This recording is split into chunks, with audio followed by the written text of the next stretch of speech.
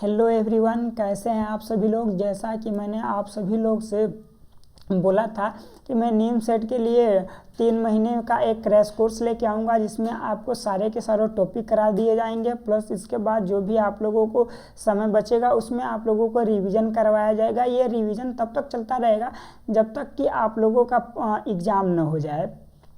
तो ये मैंने आज रैंडमली एक कंप्यूटर फंडामेंटल पे वीडियो टॉपिक जो है इस पे वीडियो बना रहा हूँ, ताकि आप लोग देख लें और देख के बताएं कि ये कैसा लग रहा है आप लोगों को।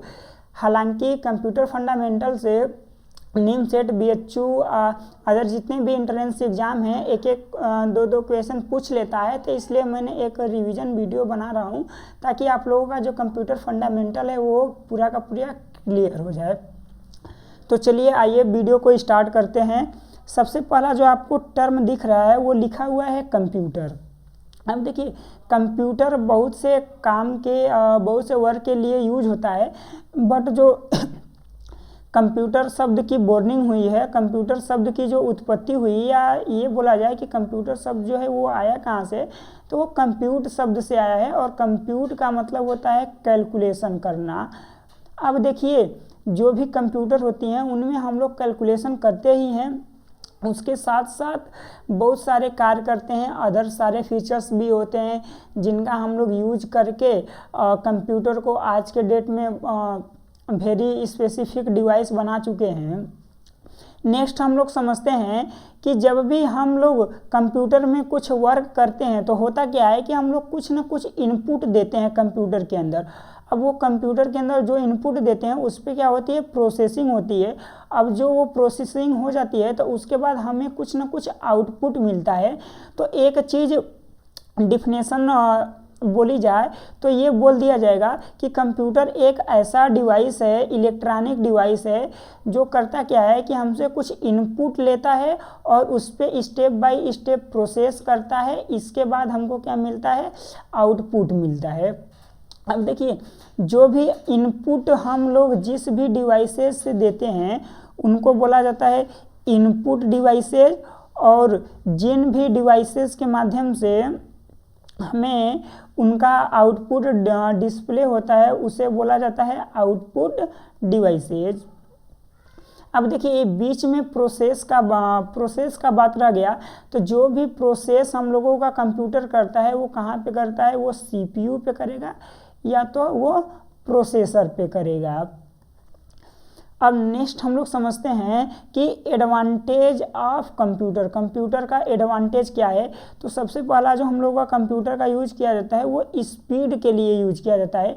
एक ह्यूमन की बात करी जाए तो ह्यूमन की अपेक्षा जो कंप्यूटर होता है वो किसी भी वर्क को काफ़ी फास्ट करता है। नेक्स्ट जो होता है वो क्या होता है, एक्यूरेसी होता है। एक्यूरेसी का मतलब कि जैसे ह्यूमन में भी हो सकता है कि उसे कोई क्वेश्चन दिया जाए तो वो उस क्वेश्चन को रॉन्ग कर सकता है, लेकिन कंप्यूटर उस क्वेश्चन को रॉन्ग नहीं करेगा। वो रॉन्ग तभी के केस में करेगा जब उसके प्रोग्राम में कोई गलती हुई हो। नेक्स्ट जो इसकी जो एडवांटेज होता है वो क्या होता है, डिलीजेंसी का मतलब। डिलीजेंसी का मतलब होता है कि आप कंप्यूटर को कोई भी वर्क देंगे वो बिना बोर हुए उस कंप्यूटर को बार बार या जब तक चाहें तब तक आप करवा सकते हैं। नेक्स्ट जो इसका एडवांटेज है वो क्या है, स्टोरेज का। स्टोरेज का मतलब कि आप कंप्यूटर में कोई भी चीज़ स्टोर करके रख सकते हैं और जब चाहे तब आप उसे इन फ्यूचर देख सकते हैं, सी कर सकते हैं। नेक्स्ट जो इसमें एडवांटेज होता है, एक होता है वर्साटिलिटी का। वर्साटिलिटी का मतलब आपका हो जाएगा कि आप यदि एक वर्क कर रहे हो कंप्यूटर पे तो उसके साथ साथ दूसरा वर्क कर रहे हो तो ये कौन सा ये क्या कहलाता है, ये कहलाता है वर्साटिलिटी। मतलब कि एक साथ मल्टीपल वर्क करना क्या कहलाता है, वर्साटिलिटी। नेक्स्ट जो इस पे आ जाएगा वो क्या हो जाएगा, इसका एडवांटेज वो हो जाएगा ऑटोमेशन का। ऑटोमेशन का मतलब कि किसी भी चीज़ को या कोई भी हमने वर्क दिया कंप्यूटर को, जैसे मान लीजिए 2+2 हमने कंप्यूटर में टाइप कर दिया, तब इसे बताने की ज़रूरत नहीं है कि इसको ऐड करना है। अब ये क्या कर लेगा कि अपने आप मतलब ऑटोमेटिक इसे ऐड करके और फिर हमको आंसर दे देगा। अब देखिए लिमिटेशन ऑफ कंप्यूटर का मतलब कि कुछ ऐसी मतलब प्रॉब्लम है जो कंप्यूटर नहीं कर सकता है। प्रॉब्लम का मतलब कि जैसे थिंक पावर का मतलब कि जैसे ह्यूमन की बात करी जाए तो ह्यूमन किसी भी कार्य को कर सकता है, उसको सोच समझ के अपना माइंड भी उसमें लगा के या अपने माइंड का यूज करके वो किसी भी कार्य को कर सकता है। बट जो कंप्यूटर है वो अपना माइंड लगा के किसी भी कार्य को नहीं कर सकता है। उसे जितना आपने इनपुट दिया है सिर्फ उतना ही आपको आउटपुट देगा। नेक्स्ट समझते हैं कि देखिए जो कंप्यूटर होता है वो सिर्फ दो ही वर्ड समझता है, एक 0 और एक 1 समझता है। तो हम लोग इतने सारे वर्ड टाइप करते हैं जो भी हम लोगों के कीबोर्ड में हैं अलग अलग, वो सब टाइप करते हैं, फिर भी वो क्या करता है समझ जाता है। तो ये कैसे होता है, जब भी हमने कोई इनपुट दिया कीबोर्ड के माध्यम से तो वो सबसे पहले कहाँ जाता है, इनकोडर के पास जाता है। और इनकोडर क्या करता है कि उस जो भी हमने इनपुट दिया उस इनपुट को 0 और 1 के फॉर्म में कन्वर्ट करता है और वो किसको दे देता है, कंप्यूटर को दे देता है। अब देखिए कंप्यूटर जब भी उस पर प्रोसेस कर लेगा तो वो अभी डेटा किस में रहेगा, 0 और 1 में रहेगा। तो अब ये किसके पास जाएगा, डिकोडर के पास जाएगा। और उस डिकोडर को क्या करेगा कि जो कंप्यूटर है वो कंप्यूटर से जो भी इसको प्रोग्राम मिलेगा, आउटपुट मिलेगा, उससे डिकोडर क्या करेगा कि उसको जो भी हम लोगों को समझ में आए, जो लैंग्वेज हम लोगों को समझ में आती है उसमें डिकोडर कन्वर्ट करेगा और आउटपुट डिस्प्ले जो भी लगा रहेगा उस पर क्या कर देगा, हम लोगों को डिस्प्ले कर देगा और हम लोगों को समझ में आ जाता है कि वो क्या है और क्या लिखा गया है, इसको क्या करना है। जो भी आपका यूज हो उसको यूज कर सकते हैं। नेक्स्ट पॉइंट हम लोग समझते हैं हार्डवेयर का मतलब होता है कि देखिए कंप्यूटर की जितनी भी पेरिफेरल्स डिवाइसेज हैं जिन्हें हम क्या कर सकते हैं, टच कर सकते हैं, उन्हें क्या कहा जाता है, हार्डवेयर कहा जाता है। जैसे में कीबोर्ड को हम लोग टच कर सकते हैं, माउस को हम लोग टच कर सकते हैं, प्रिंटर को हम लोग टच कर सकते हैं, स्कैनर को टच कर लेंगे। उसी तरह मॉनिटर एक्स्ट्रा जितने भी टचेबल डिवाइसेज होती हैं उन्हें क्या कहा जाता है, हार्डवेयर कहा जाता है। अब देखिए नेक्स्ट जो हम लोग का पॉइंट है वो क्या है, सॉफ्टवेयर का मतलब होता है कि वैसे डिवाइस जिनको हम टच ना कर सकते, नो टच नहीं करने का मतलब कि उन्हें सिर्फ क्या किया जा सकता है, महसूस किया जा सकता है। जैसे सॉफ्टवेयर का मतलब हो जाएगा कि ये क्या हो गया, सेट ऑफ प्रोग्राम। अब देखिए सेट ऑफ प्रोग्राम का मतलब हो जाएगा कि हम किसी भी स्पेसिफिक कार्य के लिए कोई भी सॉफ्टवेयर यूज करते हैं, कोई भी चीज़ यूज करते हैं तो उन्हें क्या कहा जाता है, सॉफ्टवेयर कहा जाता है। जैसे MS ऑफिस हो गया, तो MS ऑफिस का यूज करके हम पावर पॉइंट में अपना काम करते हैं, वर्ड में काम करते हैं, एक्सेल में काम करते हैं, तो ये सब क्या हो जाएंगे, सॉफ्टवेयर हो जाएंगे। जैसे हमने फ़ोटो एडिटिंग करनी है तो फोटोशॉप में जानी पड़ेगी, तो ये क्या हो जाएगा, सॉफ्टवेयर हो जाएगा। उसी तरह हमको कोई चीज़ बनानी है, पेंटिंग करनी है, तो वो किस में जाके बनाएंगे, MS पेंट में, तो ये क्या हो जाएगा, एक प्रकार का सॉफ्टवेयर हो जाएगा। सॉफ्टवेयर को हम सिर्फ महसूस कर सकते हैं, फील कर सकते हैं, उसे हम लोग टच नहीं कर सकते हैं। और जो सॉफ्टवेयर होता है ये कंप्यूटर और यूजर के बीच में इंटरफेस का कार्य करता है। यदि सॉफ्टवेयर नहीं रहेगा तो जो कंप्यूटर है वो एक सिर्फ मशीन ही रहेगी, उसका कोई भी यूज नहीं है। सॉफ्टवेयर डाल दिया गया है तो उसका यूज होता है। नेक्स्ट समझते हैं जनरेशन ऑफ कंप्यूटर। जितने भी जनरेशन है वो कौन कौन से जनरेशन है और जितने भी जनरेशन है उनमें कौन कौन सी डिवाइसेज यूज हुई हैं, उन सबको हम लोग समझते हैं। तो सबसे पहला जो हम लोग का जनरेशन था वो था फर्स्ट जनरेशन जो था वो था 1940 से लेकर 1956 तक था। और इसमें जो डिवाइस लगी हुई थी उसका नाम था वैक्यूम ट्यूब का प्रयोग किया गया था। और जो इसकी मेमोरी कैपेसिटी थी वो 20 KB थी और इसमें 300 इंस्ट्रक्शन पर सेकेंड होते थे। और इसमें जो प्रोग्रामिंग लैंग्वेज यूज करी गई थी वो थी मशीन लैंग्वेज। और एग्जाम्पल की बात करी जाए तो उस फर्स्ट जनरेशन कंप्यूटर के एग्जाम्पल हो जाएंगे यूनिवैक और ईडवैक। नेक्स्ट जो हम लोगों का है वो कौन सा है, second generation computer. Second generation computer का जो ड्यूरेशन था वो 1956 से लेकर 1963 तक था, और इसमें वैक्यूम ट्यूब को रिप्लेस करके ट्रांजिस्टर लाया गया, और इसकी जो मेमोरी थी उसको भी थोड़ी बढ़ा के इंक्रीज करके 128 KB कर दी गई, और जो इसमें प्रोसेसिंग स्पीड थी वो सेम ही थी, और इसमें जो लैंग्वेज का प्रयोग किया गया था वो असेंबली लैंग्वेज, और इसमें थोड़ी हाई लेवल लैंग्वेज भी इंट्रोड्यूस हो गई थी जैसे फोर्ट्रान, कोबोल और एल्गोल। और इसके कुछ एग्जाम्पल की बात कर दी जाए तो IBM 1401, IBM 7094, CDC का 3600 और D का यूनिवैक 1108 हो जाएगा आपका। ये सब टोटल के टोटल सेकेंड जनरेशन कंप्यूटर के एग्जाम्पल है। अब नेक्स्ट हम लोग का जो जनरेशन है वो कौन सा है, थर्ड जनरेशन। थर्ड जनरेशन का जो पीरियड है वो कौन सा था, 1964 से लेकर 1971 तक, और इसमें किस चीज़ का प्रयोग किया गया था, IC चिप का प्रयोग किया गया था। IC का फुल फॉर्म हो जाएगा इंटीग्रेटेड चिप हो जाएगा, और इसमें जो मेमोरी थी वो बढ़ा के 1 MB कर दी गई थी, और इसमें जो प्रोसेसिंग स्पीड थी वो कितनी हो गई थी, 1 मिलियन इंस्ट्रक्शन पर सेकेंड, और इसमें हाई लेवल लैंग्वेज का इंट्रोड्यूस हो चुका था। तो उस समय इसमें C और C++ लैंग्वेज आ गई थी, तो इसमें इसका प्रयोग हुआ था। अब एग्जाम्पल की बात कर दी जाए तो IBM 360 सीरीज हो जाएगा, और 19 सीरीज के जितने भी हैं टोटल के टोटल हो जाएंगे। नेक्स्ट जो हम लोग का जनरेशन है वो है फोर्थ जनरेशन। फोर्थ जनरेशन के का जो टाइम पीरियड है वो कितना हो जाएगा, 1971 से लेके प्रेजेंट टाइम तक। इसमें VLSI का प्रयोग किया गया था। VLSI का मतलब हो जाएगा वेरी लार्ज स्केल इंटीग्रेशन, और इसमें जो मेमोरी कैपेसिटी थी वो मैग्नेटिक कोर थी, जिसकी जो कैपेसिटी होती है काफ़ी ज़्यादा होती है, और इसमें LSI और VLSI का प्रयोग किया गया था। तो LSI का फुल फॉर्म हो जाएगा लार्ज स्केल इंटीग्रेशन, और VLSI का मतलब हो जाएगा वेरी लार्ज स्केल इंटीग्रेशन, और इसकी जो कैपेसिटी होती थी वो वेरी हाई मतलब बहुत ही हाई होती थी। और ये थर्ड जनरेशन के जो कंप्यूटर थे उनकी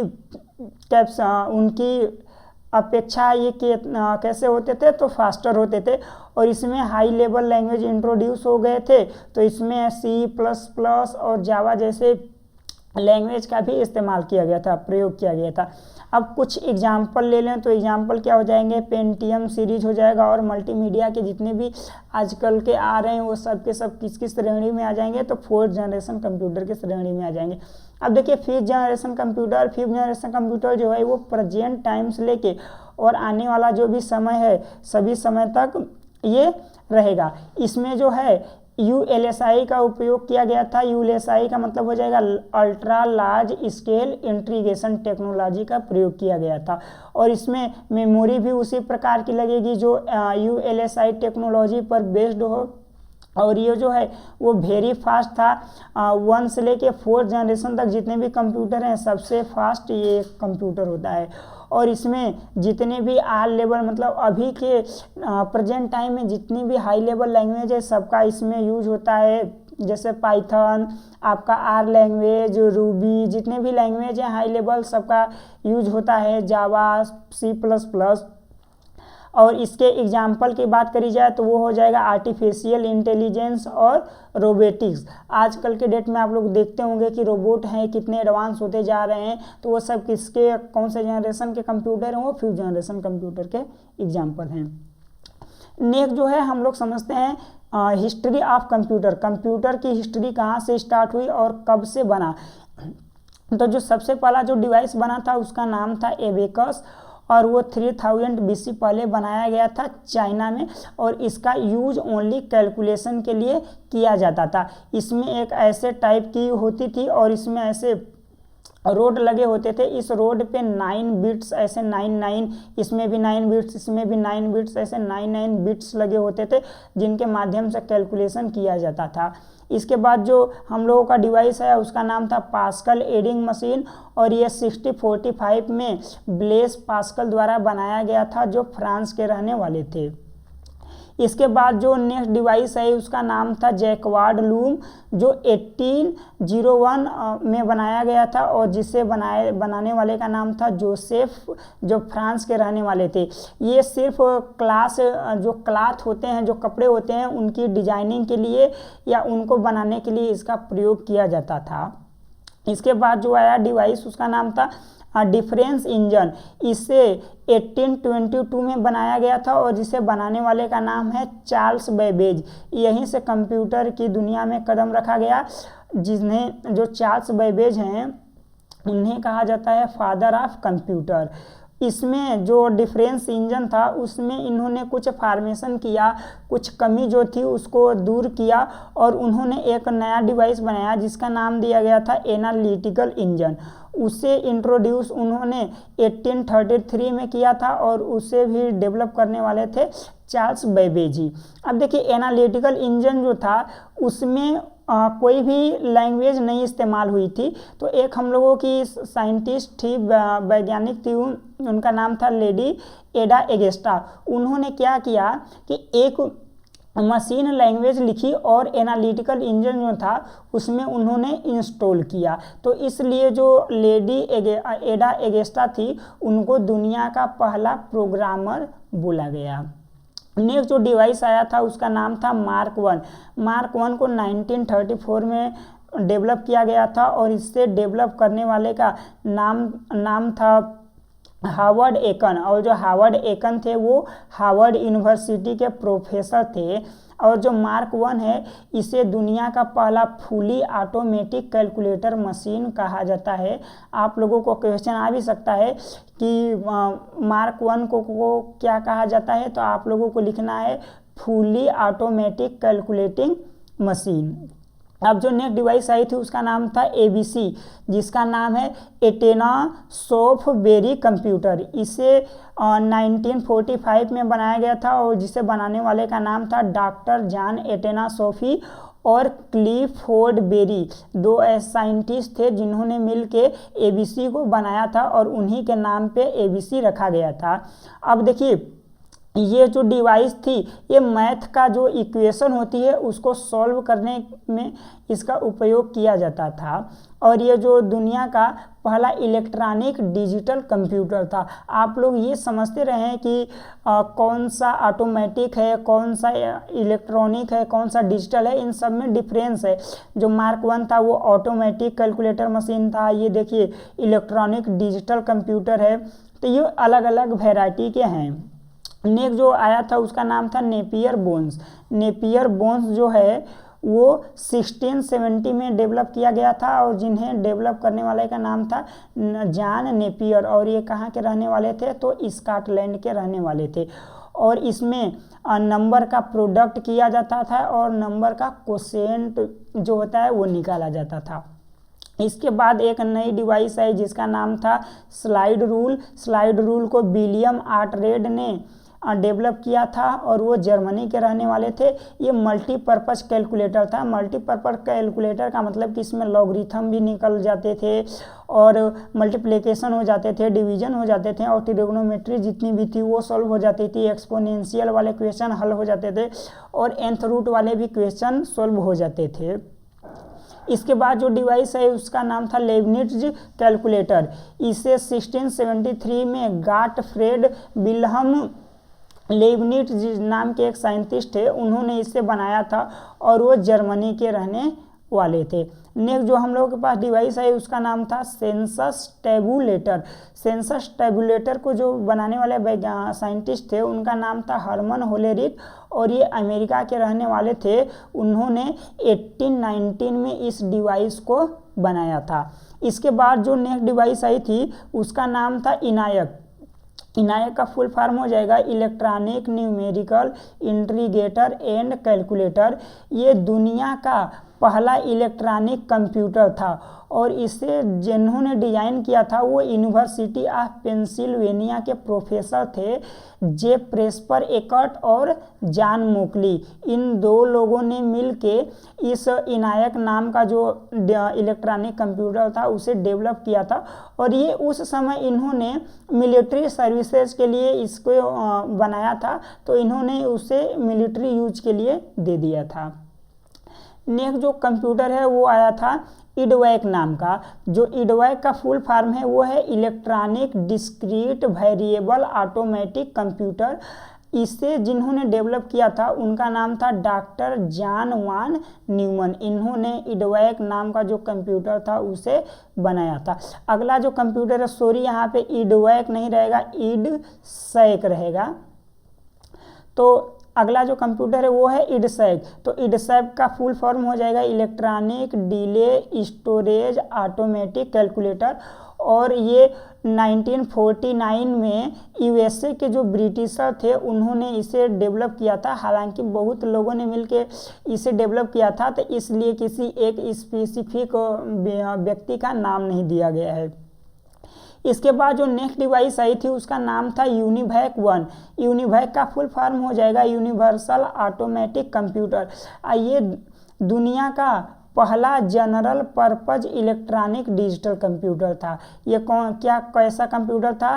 पहला general purpose electronic digital computer था जिसे जे प्रेस्पर एकर्ट और जॉन मोकली दोनों ने ही मिलकर बनाया था। ये रोबोट जो बिजनेस होता है एप्लीकेशन उसको डेवलप करने के लिए इसे बनाया गया था कंप्यूटर को। नेक्स्ट हम लोग समझते हैं टाइप्स ऑफ कंप्यूटर की, कंप्यूटर की कितनी टाइप्स हैं और कितनी टाइप्स में इसे बांटा गया है। तो देखिए मेजरली जो कंप्यूटर का क्लासिफिकेशन है ये 3 रीजन से हुआ है। पहला जो रीजन है वो है बाई टाइप, मतलब मैकेनिज्म के आधार पे, दूसरा बाई साइज उनके आकार के आधार पे, और बाई पर्पज मतलब उद्देश्य के आधार पे। तो देखिए जो टाइप के आधार पे उनको कैटेगराइज किया गया है तो वो 3 रूपों में कैटेगराइज किया गया है। एक तो एनालॉग, दूसरा डिजिटल और तीसरा हाइब्रिड। एनालॉग जो जितने भी कंप्यूटर होते हैं उनमें जो भी डेटा होता है वो क्वांटिटी मतलब फिजिकल क्वांटिटी के रूप में स्टोर होती हैं, शो होती हैं, और जो डिजिटल कंप्यूटर होते हैं उनमें डिजिट्स के रूप में शो होती हैं। हाइब्रिड की बात कर दी जाए तो जो एनालॉग प्लस डिजिटल दोनों का मिक्सचर हो जाएगा तो वो कौन सा कंप्यूटर हो जाएगा? वो हाइब्रिड कंप्यूटर हो जाएगा। अब देखिए साइज के आधार पे जो कंप्यूटर को बांटा गया है वो कितने प्रकार में बांटा गया है? तो 4 टाइप्स में बांटा गया है। एक माइक्रो कंप्यूटर, दूसरा मिनी कंप्यूटर, तीसरा मेन फ्रेम कंप्यूटर और चौथा सुपर कंप्यूटर। नेक्स्ट जो हमारा है वो पर्पज के आधार पे, तो पर्पज के आधार पे कितने वर्ग में इसको क्लासिफाई किया गया है? तो 2 वर्ग में, एक जनरल पर्पज के लिए और दूसरा स्पेशल पर्पज के लिए। जनरल पर्पज का मतलब हो जाएगा सिंपल काम के लिए, घर के यूज के लिए, और स्पेशल पर्पज का मतलब कि जैसे मौसम की भविष्यवाणी करनी है या साइंटिस्ट या रिसर्च वगैरह में जितने भी कंप्यूटर यूज होते हैं उन्हें कौन सा कंप्यूटर कहा जाएगा? स्पेशल पर्पज कंप्यूटर कहा जाएगा। और उसी तरह यदि मेन फ्रेम कंप्यूटर की बात करी जाएगी तो देखिए छोटे छोटे ऑफिस या जैसे ऑर्गेनाइजेशन है उनमें जो भी कंप्यूटर यूज होता है उन्हें क्या कहा जाता है? Main frame computer. और सुपर कंप्यूटर जो होता है वो साइंटिफिक मतलब कि जो साइंटिस्ट वगैरह यूज करते हैं उन्हें कौन सा कंप्यूटर कहा जाता है? Super computer. ये बड़े बड़े कैलकुलेशन या बड़े बड़े जो भी फास्ट काम करने की जहाँ पे कंप्यूटर की ज़रूरत होती है वहाँ पे इसको इंस्टॉल किया जाता है। नेक्स्ट हम लोग 2 पॉइंट समझते हैं कि जो दुनिया का सबसे पहला सुपर कंप्यूटर था उसका नाम था क्रे 1 और इसे डेवलप करने वाले का नाम था मिस्टर सीमोर क्रे।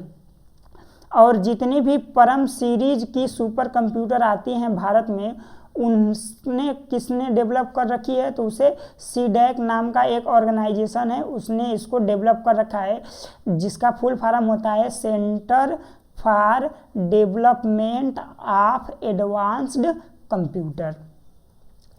नेक्स्ट हम लोग चलते हैं मेमोरी पे। तो मेमोरी पढ़ने से पहले ये समझते हैं कि मेमोरी का यूज क्या है। तो मेमोरी का यूज होता है डेटा को स्टोर करना, इसीलिए मैंने शार्ट में लिख रखा है कि फॉर डेटा स्टोर। डेटा को स्टोर करने के लिए मेमोरी का यूज किया जाता है। अब देखिए, मेमोरी पढ़ने से पहले थोड़ा सा ये समझ लेते हैं कि मेमोरी हायरार्की क्या होता है, मेमोरी का क्रम क्या होता है, कैसे कैसे ये कंप्यूटर के साथ अटैच होते हैं। तो देखिए, जो CPU के सबसे पास होती है, मतलब कोई भी चीज़ CPU को चाहिए तो सबसे पहले किस में वो आता है, वो रजिस्टर में आके उससे सर्च करता है। यदि रजिस्टर में मिल जाता है तो वो रजिस्टर से उसको लेके उस पर परफॉर्म करता है। यदि रजिस्टर से नहीं मिलता है तो रजिस्टर के बाद फिर वो कैसे मेमोरी के पास आता है और कैसे मेमोरी में उसको सर्च करता है, फिर मिल जाता है तो चला जाता है। यदि कैसे मेमोरी में भी नहीं मिला तो फिर वो किस में आता है, मेन मेमोरी, जिसे प्राइमरी मेमोरी कहा जाता है। यदि प्राइमरी मेमोरी में नहीं मिलेगा तो फिर किस में आएगा, सेकेंडरी मेमोरी में आएगा। अब देखिए, जो रजिस्टर होती है ये इसकी स्पीड जो होती है सबसे हाई होती है, फिर उसके बाद कैसे मेमोरी की, फिर इसके बाद प्राइमरी मेमोरी की, फिर इसके बाद सेकेंडरी मेमोरी की। ऑक्सिलरी जो मेमोरी होता है उसी को सेकेंडरी मेमोरी कहा जाता है। अब देखिए, जो कॉस्ट की बात करी जाए तो सबसे जो महंगा आता है वो रजिस्टर मेमोरी आती है, फिर इसके बाद कैसे मेमोरी आती है, फिर इसके बाद मेन मेमोरी आती है जिसे प्राइमरी मेमोरी कहा जाता है, और फिर इसके बाद ऑक्सिलरी मेमोरी आती है। अब देखिए, जो रजिस्टर मेमोरी होती है इसकी कैपेसिटी बहुत कम होती है, मतलब कि बहुत इसको बोल दिया जाए तो MB के फार्म में आता है। उसी तरह कैसे जो होता है थोड़ी सी इसकी रजिस्टर से ज़्यादा इसकी कैपेसिटी होती है, और जो यहाँ पे आपका प्राइमरी मेमोरी होता है ये कुछ GB के रूप में आता है, या 8 GB 4 GB ऐसे आ जाएगा। और जो आपका सेकेंडरी मेमोरी आती है ये आपके रिक्वायरमेंट के अनुसार होती है, 500 GB भी आते हैं, 250 GB भी आते हैं, 1 TB 2 TB, आपको जितनी भी रिक्वायरमेंट है उसके अनुसार ले सकते हैं। नेक्स्ट जो हम लोगों का टाइप्स था मेमोरी का, तो मेमोरी आपको मैंने बता ही दिया कि ये डेटा स्टोर करने के लिए होता है। और जो मेमोरी का टाइप्स होता है वो 2 प्रकार का होता है। पहला होता है प्राइमरी मेमोरी और दूसरा होता है सेकेंडरी मेमोरी या ऑक्सिलरी मेमोरी। प्राइमरी मेमोरी वो मेमोरी होते हैं जो कंप्यूटर में यूज किए जाते हैं। जो जैसे प्राइमरी मेमोरी का मतलब हो जाएगा, पहला हो गया आपका प्राइमरी मेमोरी और दूसरा हो गया आपका सेकेंडरी मेमोरी। अब देखिए, मेमोरी यूनिट के बारे में कुछ समझ लेते हैं। तो सबसे छोटी जो यूनिट होती है वो कौन सी यूनिट होती है, तो वो होती है बीट। बीट में 0 और 1 सिर्फ 2 ही ऐसे डिजिट होते हैं जो बीट में आते हैं। अब देखिए, 4 बीट बराबर कितना होता है, 1 निब्बल होता है। निब्बल हालांकि यहाँ पे नहीं लिखा हुआ है, इसीलिए मैंने लिख लिखा है कि 4 बीट बराबर क्या हो जाएगा, 1 निब्बल हो जाएगा। और 8 बीट आप जब मिलाएंगे तो 1 बाइट हो जाएगा, और 1024 बाइट जब आप कर लेंगे तो वो कितने हो जाएंगे, 1 किलो बाइट हो जाएगा। उसी तरह 1024 किलो बाइट बराबर 1 MB हो जाएगा। उसी तरह 1024 MB बराबर 1 GB हो जाएगा। उसी तरह 1024 GB बराबर 1 टेराबाइट हो जाएगा। ऐसे आप देख सकते हैं 1024 टेराबाइट बराबर 1 पेटाबाइट, 1024 पेटाबाइट बराबर 1 एक्जाबाइट, और 1024 एक्जाबाइट बराबर 1 जेट्टाबाइट हो जाएगा। और 1024 जेट्टाबाइट बराबर 1 योट्टोबाइट हो जाएगा। अब देखिए, हम लोगों का जो एग्ज़ाम है उसमें पूछता है 10 के पावर पूछेगा या तो 2 के पावर पूछेगा। तो 1 किलो बाइट जो होता है वो 10 के पावर 3 होता है या 2 के पावर 10 होता है। यदि 10 में रिप्रेजेंट करूं तो 10 के पावर 3, और 2 में रिप्रेजेंट करूं तो 2 के पावर 10। उसी तरह मेगा बाइट हो जाएगा आपका 10 के पावर 6 या 2 के पावर 20। उसी तरह गीगा बाइट जो है वो हो जाएगा 10 के पावर 9 या 2 के पावर 30। और जो टेरा बाइट है वो हो जाएगा आपका 10 के पावर 12 या 2 के पावर 40। और 1 पेटाबाइट बराबर हो जाएगा 10 के पावर 15 या 2 के पावर 50। और 1 एक्जाबाइट बराबर हो जाएगा 10 के पावर 18 या 2 के पावर 16। और उसी तरह 1 जेट्टाबाइट हो जाएगा 10 के पावर 21 या 2 के पावर 70। और उसी तरह योटा बाइट बराबर हो जाएगा 1 योटा बाइट बराबर 10 के पावर 24 या 2 के पावर 80 हो जाएगा। तो ये सब आप लोग याद करके रखिएगा, एग्जाम में ऐसे रिलेटेड क्वेश्चन आ जाते हैं। नेक्स्ट समझते हैं कि प्राइमरी मेमोरी जो होता है वो कितने टाइप्स का होता है। तो प्राइमरी मेमोरी 2 टाइप्स का होता है, एक रैम होता है और दूसरा क्या होता है, रोम होता है। रैम जो होती है वो टेम्पोरली स्टोरेज होती है, मतलब इसमें डेटा जो है वो तो आते हैं बट पावर स्विच जो है वो ऑफ हो जाए, पावर ऑफ हो जाए तो ये सब इरेज हो जाते हैं। और जो रोम होता है उसमें परमानेंट स्टोरेज होता है। ये जो डेटा है ये फ्यूचर के लिए भी आप यूज कर सकते हैं। और इसमें जो डेटा है स्टोर होता है वो MBS में होता है और इसमें जो डेटा स्टोर होता है वो GBS में होता है। और ये वोलाटाइल जो रैम होता है वो वोलाटाइल मेमोरी होती है, मतलब कि वोलाटाइल का मतलब होता है कि पावर कट तो जो डेटा है वो भी ख़त्म हो जाएगा। और जो रोम है वो नॉन वोलाटाइल मेमोरी होती है, पावर ऑफ भी हो जाएगा तो डेटा जस का तस रहेगा। और जो रैम का यूज होता है वो सिर्फ ऑपरेशन करने के लिए नॉर्मली इसका यूज किया जाता है। और जो रोम का यूज होता है उसका यूज जब भी प्रोग्राम को जब हम कंप्यूटर को स्टार्ट करते हैं तो कंप्यूटर में जो भी बूट स्ट्रैप का प्रोग्राम लोड करता है उसे क्या कहा जाता है, उसे वो किसकी मदद से होता है, तो वो रोम की मदद से होता है। और जो रैम में है, रैम में जो डेटा है वो राइट करना है तो ये फास्ट राइट करेगा, और वही रोम में करना है डेटा राइट तो वो थोड़ा स्लो करेगा।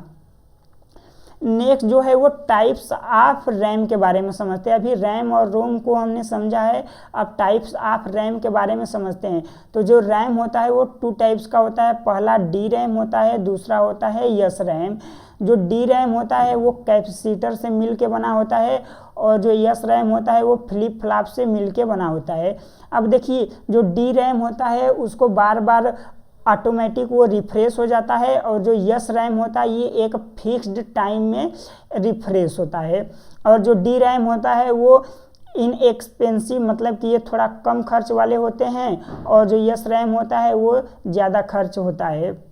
अब जो डी रैम होता है ये थोड़ा स्लोअर होता है, और जो एस रैम होता है वो थोड़ा फास्ट होता है। अब देखिए जो इसमें स्टोर होता है वो मेनी बिट्स स्टोर होता है, इसमें मेनी बिट्स जो चिप है उसमें स्टोर नहीं हो सकते हैं।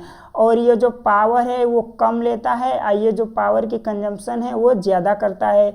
अब जो डी रैम है वो ज़्यादा कम गर्मी उत्पन्न करता है, और जो यस रैम है वो गर्मी जो हीट है वो ज़्यादा प्रोड्यूस करता है।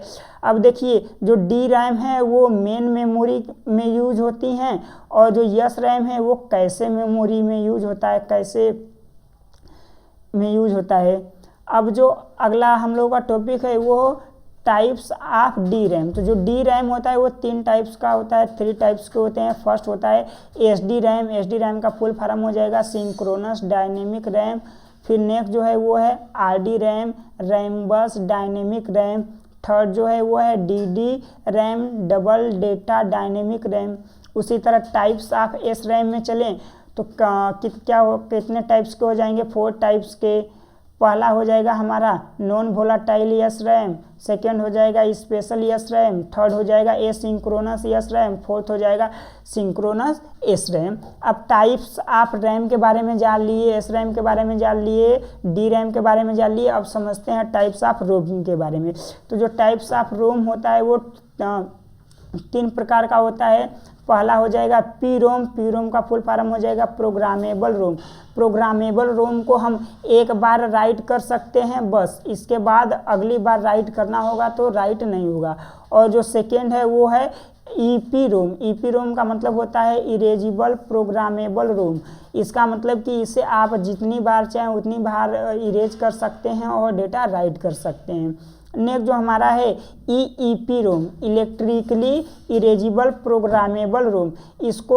इसमें डेटा को इरेज करने के लिए हाई वोल्टेज की आवश्यकता होती है, और जितनी बार चाहे उतनी बार आप इसे इरेज करके उसमें आप डेटा को राइट कर सकते हैं। नेक्स्ट जो हम लोगों का है वो सेकेंडरी मेमोरी है। सेकेंडरी मेमोरी को समझते हैं तो जो हम लोगों का सेकेंडरी मेमोरी है वो सीपीयू के आउटसाइड में होती है, बाहर में होती है। इसकी जो कैपेसिटी है वो स्टोर करने की क्षमता इसकी ज़्यादा होती है और ये जो होता है ये थोड़ी कॉस्टली होती है और इसकी स्पीड जो है वो कैसी होती है, स्लो होती है। ये डेटा को स्टोर करता है ताकि हम लोग फ्यूचर में इस डेटा का क्या करें, यूज कर सकें। इसके बाद अगला जो हम लोगों का पॉइंट है वो है types of secondary memory. Secondary memory कितने प्रकार का होता है, तो वो 3 प्रकार का होता है। पहला मैग्नेटिक डिस्क। मैग्नेटिक डिस्क के अंतर्गत क्या क्या आ जाएंगे, हार्ड डिस्क आ जाएगा, फ्लॉपी डिस्क आ जाएगा। नेक्स्ट जो हमारा सेकेंड है वो है ऑप्टिकल डिस्क। ऑप्टिकल डिस्क में क्या क्या आ जाएगा, सीडी आ जाएगा, डीवीडी आ जाएगा, ब्लू रे डिस्क आ जाएगा। अब देखिए यहाँ पे सीडी की कैपेसिटी कितनी होती है, 700 MB। उसी तरह डीवीडी की कितनी होती है, 4.7 GB। उसी तरह ब्लू रे डिस्क की कितनी होती है, 25 GB। तो ये मैंने कुछ पॉइंट लिख रखे हैं ताकि आप लोग इस पर देखें और इसे याद करके रखें। अगला जो टाइप है वो कौन सा है, सॉलिड स्टेट डिस्क। आजकल के प्रचलन में सबसे ज़्यादा ये यूज हो रहा है जिसे एसएसडी बोला जाता है। एसएसडी में कौन कौन से हो जाएंगे, पेन ड्राइव हो जाएगा, फ्लैश ड्राइव हो जाएगा, एक्स्ट्रा। ये सब किसके एग्जाम्पल है, एसएसडी के एग्जाम्पल हैं। नेक्स्ट हम लोग समझते हैं कि सॉफ्टवेयर क्या होता है और सॉफ्टवेयर कितने प्रकार का होता है। तो सॉफ्टवेयर को के बारे में मैंने आपको बता ही दिया है कि ये सेट ऑफ प्रोग्राम होता है और ये कितने प्रकार का होता है, ये 2 प्रकार का होता है। एक तो होता है सिस्टम सॉफ्टवेयर और दूसरा क्या होता है, एप्लीकेशन सॉफ्टवेयर। अब देखिए सिस्टम सॉफ्टवेयर ये जो होता है ये कितने प्रकार का होता है, 4 टाइप्स का होता है। पहला ऑपरेटिंग सिस्टम। ऑपरेटिंग सिस्टम मतलब जो भी हमारा कंप्यूटर रहता है उसका और यूजर के बीच में जो भी इंटरफेस का काम करता है उसे क्या कहा जाता है, ऑपरेटिंग सिस्टम। जैसे विंडोज़ हमारा 10 हो गया, 8 हो गया, 7 हो गया, एक्सपी हो गया, ये सब किसके अंतर्गत आ जाएंगे, ऑपरेटिंग सिस्टम के अंतर्गत आ जाएंगे। अब देखिए यूटिलिटी सॉफ्टवेयर। यूटिलिटी सॉफ्टवेयर में जैसे आपने कोई एंटीवायरस डाल रखा है तो एंटीवायरस जो होता है ये कैसा होता है, ये यूटिलिटी सॉफ्टवेयर होता है। यूटिलिटी सॉफ्टवेयर का मतलब आपने अपने कंप्यूटर को बचाने के लिए कुछ यूटिलिटी उसमें एक्स्ट्रा से इंस्टॉल करके रखी हुई है। अब देखिए नेक्स्ट हमारा जो है वो डिवाइस ड्राइवर। तो डिवाइस ड्राइवर का मतलब होता है कि जितने भी आपने पेरिफेरल अपने कंप्यूटर में कनेक्ट करनी है उन सब के लिए आपको सबका ड्राइवर इंस्टॉल करना पड़ता है, जिसके कारण कंप्यूटर क्या करता है कि उस पेरिफेरल को रिकॉग्नाइज करता है और उसके बाद उसको रिकॉग्नाइज करके वो कंप्यूटर से कनेक्ट करता है ताकि आप उस पर जो भी वर्क करें वो कंप्यूटर में दिख सके। अब जो नेक्स्ट हमारा है वो क्या है, लैंग्वेज ट्रांसलेटर। जैसे लैंग्वेज ट्रांसलेटर में सबसे पहला आपका होता है असेंबलर होता है, नेक्स्ट जो होता है वो कंपाइलर होता है और जो थर्ड जो होता है वो क्या हो जाएगा, इंटरप्रेटर हो जाएगा। ये लोग करते क्या हैं कि जो भी मशीन लेवल या हाई लेवल लैंग्वेज होती हैं इसे लो लेवल लैंग्वेज में कन्वर्ट करते हैं या तो मशीन लेवल लैंग्वेज में कन्वर्ट करते हैं। अगला जो एप्लीकेशन सॉफ्टवेयर हमारा है उसको जो है वो 2 भागों में बांटा गया है। पहला है basic application language. Basic application language का मतलब कि जैसे बेसिक कार्य के लिए जो भी एप्लीकेशन सॉफ्टवेयर यूज होता है उसे क्या कहा जाता है, बेसिक एप्लीकेशन सॉफ्टवेयर। यही यदि कोई सॉफ्टवेयर ऐसा है जो स्पेसिफिक कार्य के लिए यूज हो रहा है तो वो कौन सा हो जाएगा, स्पेशलाइज्ड एप्लीकेशन सॉफ्टवेयर। जैसे आपने मौसम के बारे में जानकारी देनी है या तो साइंटिस्ट जो भी यूज करते हैं, जो बड़े बड़े रिसर्च इंस्टीट्यूट में यूज होता है किसी भी कार्य को करने के लिए, या इसरो का नाम सुने होंगे, इसरो डीआरडीओ में जो भी यूज होते हैं वो किसी एक स्पेसिफिक कार्य के लिए यूज होते हैं, तो वो सब कैसे कैटेगरी में आ जाएंगे, स्पेशलाइज्ड सॉफ्टवेयर वाले कैटेगरी में आ जाएंगे। और जैसे आपको होम घर में कोई या छोटे ऑफिस में कोई भी कंप्यूटर यूज करना है और उसमें जो भी आपने सॉफ्टवेयर डाल रखी है जैसे पेंट हो गया, इसके साथ साथ MS एक्सेस ऑफिस, ये सब जितने भी प्रोडक्ट हैं जो आपने नॉर्मल यूज के लिए रखे हैं वो सब को कैसे हो जाएंगे, बेसिक एप्लीकेशन सॉफ्टवेयर हो जाएंगे। चलिए तो हमारा सेशन एंड हो चुका है उम्मीद करते हैं आपको हमारी वीडियो पसंद आई होगी। यदि कहीं पर भी आपको प्रॉब्लम आई हो तो कमेंट करके ज़रूर बताइएगा।